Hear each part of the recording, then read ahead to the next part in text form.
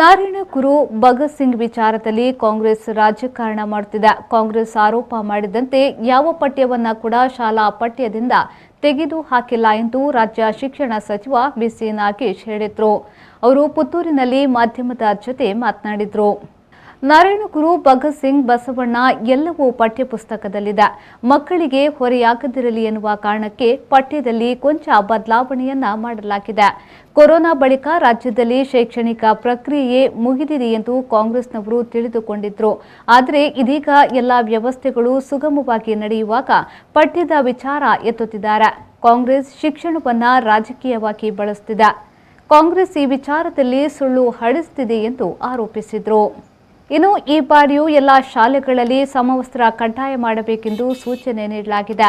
ಸಮವಸ್ತ್ರದ ವಿಚಾರವನ್ನ ಆಯಾಯ ಶಾಲಾಭಿವೃದ್ಧಿ ಸಮಿತಿ ನೋಡಿಕೊಳ್ಳಲಿದೆ. ಪ್ರೌಢಶಾಲೆಯ ತನಕ ಸರ್ಕಾರವೇ ಸಮವಸ್ತ್ರವನ್ನ ಪೂರೈಸಲಿದೆ. ಈ ಬಾರಿ ಸಮವಸ್ತ್ರ ಪೂರೈಕೆಯಲ್ಲಿ ಕೊಂಚ ತಡವಾಗುವ ಸಾಧ್ಯತೆ ಇದೆ. ಆದರೆ ಎಲ್ಲ ಶಾಲೆಗಳಿಗೆ 1 ತಿಂಗಳ ಒಳಗೆ ಪೂರೈಸಲಾಗುವುದು. ಇತಿಹಾಸದಲ್ಲೇ ಮೊದಲ ಬಾರಿಗೆ ಶಾಲೆ ಆರಂಭದ ದಿನವೇ ಅತಿಥಿ ಶಿಕ್ಷಕರನ್ನ ನೇಮಿಸಲಾಗಿದೆ. ರಾಜ್ಯದಲ್ಲಿ 15,000 ಶಿಕ್ಷಕರನ್ನ ನೇಮಿಸುವ ಪ್ರಕ್ರಿಯೆ ನಡೆಯುತ್ತಿದೆ. ಶಾಲಾ ಕೊಠಡಿಗಳ ನಿರ್ಮಾಣಕ್ಕಾಗಿ ಈ ಬಾರಿ 1,000 ಕೋಟಿ ರೂಪಾಯಿ ಬಿಡುಗಡೆ ಮಾಡಲಾಗಿದೆ. ಅಧ್ಯಾಪಕರಿಗೂ ಸಮವಸ್ತ್ರ ಕಡ್ಡಾಯಗೊಳಿಸುವ ಚಿಂತನೆ ಸರ್ಕಾರದ ಮುಂದಿಲ್ಲ. ಆದರೆ ಕೆಲವು ಶಾಲೆಗಳಲ್ಲಿ ಅಧ್ಯಾಪಕರು ಸಮವಸ್ತ್ರ ಧರಿಸುತ್ತಿದ್ದಾರೆ. ಅಂತಹ ಶಾಲೆಗಳು ಒಳ್ಳೆಯ ರೀತಿಯಲ್ಲಿ ನಡೆಯುತ್ತಿದೆ ಎಂದು ಶಿಕ್ಷಣ ಸಚಿವ ಬಿಸಿ ನಾಗೇಶ್ ಹೇಳಿದರು. ನಾನು ಕಳೆದ 1 ವಾರದಿಂದ ನಾನು ಟಿವಿಲಿ ಸಾಕಷ್ಟು ಸಲ ಹೇಳಿದ್ದೀನಿ. ಆದರೂ ಮತ್ತೆ ಅದನ್ನು ಅವರು ಹೇಳಿದ್ದೇ ಪ್ರಾಮುಖ್ಯ ಆಗ್ತಿದೆ.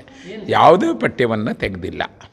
ಪಠ್ಯಗಳಲ್ಲಿ ಅದು ಬದಲು ಮಾಡಿರುವಂಥದ್ದು ನಿಜ, ಅದೇನಿಲ್ಲ. ಯಾವುದು ವಾಲ್ಯೂಮ್ ಜಾಸ್ತಿ ಇತ್ತು ಯಾವ ಟೆಕ್ಸ್ಟ್ ಬುಕ್ಕಲ್ಲಿ, ಅದರಲ್ಲಿ ಒಂಚೂರು ಕಡಿಮೆ ಮಾಡಿ. ಯಾಕೆಂದರೆ ಮಕ್ಕಳಿಗೆ ಹೊರೆ ಎಷ್ಟಿರಬೇಕು ಅನ್ನುವಂಥ ತಜ್ಞರು ಹೇಳ್ತಾರೆ. ಅದ್ರ ಪ್ರಕಾರ ಮಾಡಿರುವಂಥದ್ದು. ಇದೊಂದು ಪೊಲಿಟಿಕಲ್ ಒಂದು ದುರ್ದೈವ ಅಂದರೆ ಈ ದೇಶದಲ್ಲಿ ಎಲ್ಲದೂ ಪಾಲಿಟಿಕ್ಸೇ ಆಗುತ್ತೆ. ಶಿಕ್ಷಣವೂ ಪಾಲಿಟಿಕ್ಸೇ ಆಗ್ತಿದೆ. ಮತ್ತು ಇನ್ನೊಂದು ಅವ್ರು ಅಂದ್ಕೊಂಡಿದ್ದು ಈ ಸರಿ ಶಿಕ್ಷಣ ವ್ಯವಸ್ಥೆ ಅಲ್ಲೋಲಕಲ್ಲ ಆಗುತ್ತೆ, ಶಾಲೆನೇ ಪ್ರಾರಂಭ ಆಗಲ್ಲ, ಎಕ್ಸಾಮೇ ನಡೆಯಲ್ಲ ಅಂತ ಅಂದ್ಕೊಂಡಿದ್ರು.